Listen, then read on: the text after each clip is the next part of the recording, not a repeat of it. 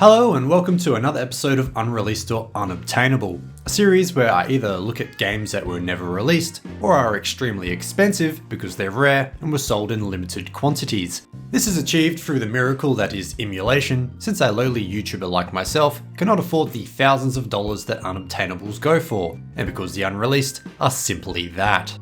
As we all likely know, most console games through the ages have been created using development kits. The Sega Dreamcast was no different, with its variant called the Katana Dev Box. Resembling a slightly wider than usual personal computer from the late 90s, developers would have toiled away using these devices to produce some of your favourite, and not so favourite, games on the system. Fortunately for us, and this video series, these later go up for sale on the private market.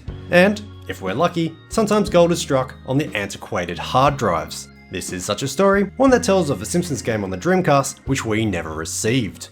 On the Dreamcast talk forums in the December of 2020, user Shriek created a thread about a broken katana in their possession.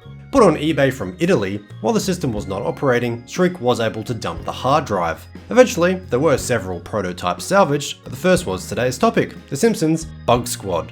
So what is The Simpsons Bug Squad? Well, not much of much, let's put it that way. A tech demo, more than a game demo, the short of it is that you're a cockroach who can jump and glide around a portion of the Simpson family home, the kitchen and living room to be exact. Yes, that's it. Like I said, not much going on. You start on the kitchen table, but there's no goal or gameplay elements apart from exploring. Even the jumping and gliding mechanics aren't that great. How high you'll jump seems to be a bit random and floaty.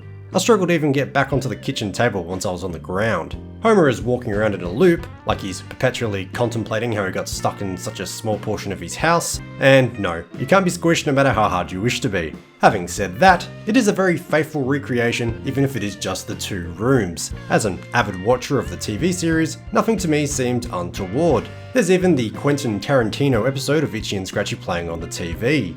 What I'm trying to say in this cartoon is that violence is everywhere in our society, you know? It's like even in breakfast cereals, man.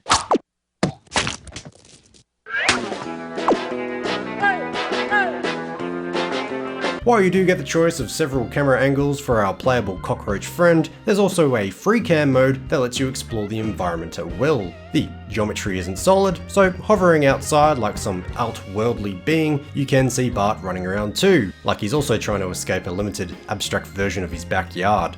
And while that's it, it's hard to not be impressed by the graphics. It's very similar to the quality of the animated cartoon. I personally feel that it looks better than The Simpsons Road Rage or Hit and Run, which wouldn't be released for several more years. The frame rate is a bit buggy, though. These jokes write themselves. Otherwise, there is no sound, but that's not important in the grand scheme of things. The real question is, what's this all about? Fortunately, two title screens give us a few clues. At the bottom of the first, there's a copyright notice for Red Lemon Studios dated to the year 2000. Wait a few seconds and we're treated to this. Demo version 1, Toon Render Engine prepared for Fox Interactive, October 2000. Okay, so it seems to be a tech demo that Red Lemon Studios created for Fox in the hope of selling a concept to them. But luckily, we don't have to hypothesize too much. When this demo was released in late 2020, the internet went a bit wild for it. There never was a Simpsons game for the Dreamcast, and this was a tantalizing glimpse into what could have been. On Twitter, one of the head honchos for Red Lemon Studios, Andy Campbell, actually chimed in. He had this to say: "Oh my, not seen that for 20 years. We had a great coder who had developed an amazing cell shading engine for Dreamcast. I knew Fox pretty well, so this was a demo we created and I pitched it to them. We were never commissioned, so this was technically never an official title in development. This was a trip down memory lane. The tech was great, developed by a guy called Rich Evans, a great coder. The Bug Squad concept came from Jamie Grant if I remember. A great art team built the models. The tech was also pitched as a production tool for the show itself. No game made though." So, there you go, an awesomely made tech demo that was never green-lit. A shame, really. That wasn't the extent of what was discovered on the development kit either. There was a joint effort among the users of Dreamcast Talk, who also compiled a previously unseen build of a game called Take the Bullet, which was also never released. Maybe I'll check that out in a future episode. Additionally, there are preview screens for several more unreleased games, two of which are labelled as E3 demos, so it's presumed that that's what these all are. They only consist of information about the games however, no gameplay sadly. There's Blow Up, which features a still of a mouse with a device that looks like a deformed plunger.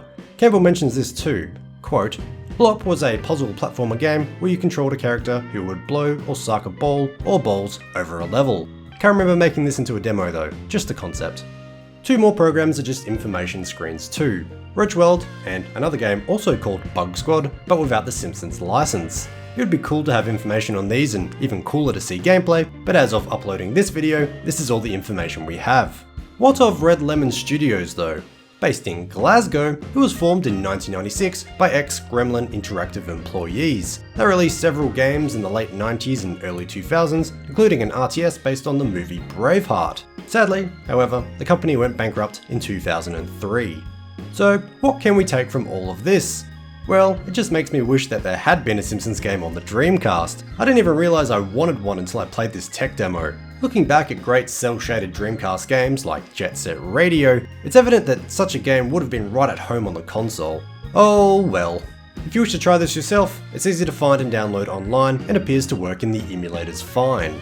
I, however, burnt it to disk and played it on original hardware, a first for the series. Usually, I do have to emulate the subjects of these videos for obvious reasons, so it was a nice novelty, even if it was one that only lasted 10 minutes.